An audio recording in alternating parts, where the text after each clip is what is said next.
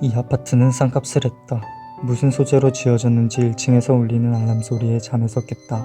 문도 그리 튼튼하지 못해 4층 아저씨는 술만 마시면 문을 부수고 집에 들어가곤 했다.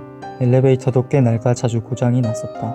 오늘은 드디어 기다리던 연휴의 첫날이다. 나 같은 직장인들에게는 오아시스 같은 존재. 근데 하필 이런 날 전화와 인터넷이 끊기다니. 어제 하수관 공사 인부가 실수로 통신 케이블을 끊어버리는 바람에 고박 내일까지 전화도 인터넷도 쓸 수 없게 되었다. 하다못해 핸드폰도 AS를 받기 위해 서비스 센터에 맡겨놓았다. 전화를 하려면 1층에 있는 공중전화를 써야 하는데 계단 타기는 싫고 맘먹고 나가자니 엘리베이터는 또 고장이다. 시켜먹는 것도 귀찮아 그냥 라면으로 밥을 때우기로 했다. 물을 올려두고 할 일 없이 베란다에 걸쳐 밖을 보고 있었는데 어떤 사람이 전기톱을 들고 아파트 입구 쪽으로 다가오고 있었다. 아마 공사하던 인부겠지 생각하고 창문을 닫은 뒤 라면 스프를 넣으려 하는데 띵동 하는 소리가 들렸다. 뒤에 들리는 여대생의 잠이 덜 깬 듯 하지만 낭랑한 목소리에 1층임을 확신했다. 그 순간 찢어지는 듯한 비명과 함께 전기톱으로 뭔가 잘리는 소리가 들리는 것 같았다. 그러고 보니 오늘은 공휴일이어서 인부가 공사 현장에 올 리가 없다. 그렇다면 아까 창문으로 본 그 사람은 살인마인가? 라면 끓이는 것도 그만두고 혼란에 빠지기 시작했다. 혹시나 살인마가 돌아갔길 바라는 마음에 창밖을 바라보았지만 나오는 사람은 아무도 없었다. 계단을 걸어오르는 소리가 들렸다. 잠시 후 초인종 소리가 울리고 2층 할머니의 목소리가 들렸다. 곧바로 문이 부서지는 소리가 들렸고 비명 또한 울려 퍼졌다. 3층의 아주머니, 4층의 아저씨까지 살인이 반복됐다. 도대체 저 살인마가 뭘 원하는 것인지 도무지 감이 잡히질 않았다.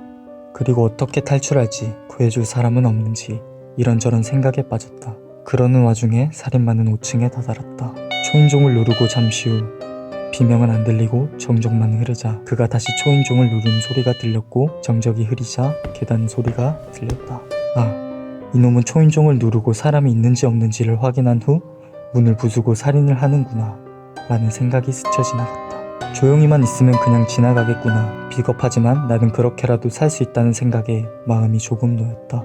그렇게 친다면 알바를 나간 6층의 학생, 8층과 10층은 원래 사람이 살지 않고 9층은 아침에 가족들과 여행을 갔기 때문에 비었고 12층의 할아버지 또한 아들 집에 놀러 가셔서 안 계실 것이다. 그럼 3층이 남는데 7층 아저씨는 청각장애인이시다. 오늘은 일에 안 나가셨겠지만 초인종 소리를 들을 수 있을 리가 없다. 그러나 아저씨의 비명이 들리고 문이 부서지는 소리와 전기톱이 작동했다. 분명 아무런 응답도 하지 않았을 텐데 왜 아저씨는? 놈은 사람이 안에 있다는 것을 알 수 있기라도 한 것일까? 살인마는 8, 9, 10층을 지나쳐 11층으로 가고 있을 것이다. 근데 초인종 소리가 나기도 전에 비명이 들렸다.